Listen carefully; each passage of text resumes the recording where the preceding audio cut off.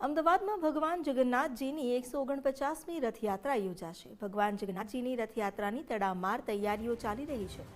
આજે ભગવાનના સોના વેશમાં દિવ્ય દર્શન થશે। રથયાત્રા પૂર્વે મંદિરમાં ગજરાજની ખાસ પૂજા કરાશે। ભગવાનના ત્રણેય પવિત્ર રથની પૂજા કરવામાં આવશે।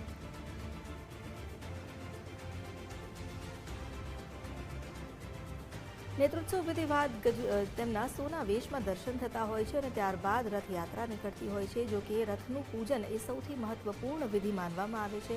આજે ભગવાનના સોના વેશમાં દિવ્ય દર્શન તો મળશે જ સાથે મંદિરના પરિસરમાં ગજરાજ અને રથની પૂજા કરવામાં આવશે, જે વિધિવત રીતે રથયાત્રાની તૈયારી દર્શાવે છે। અત્યારે તમામ તડામાર તૈયારીઓ આખરી ઓપ જેને આપી દેવામાં આવ્યો છે।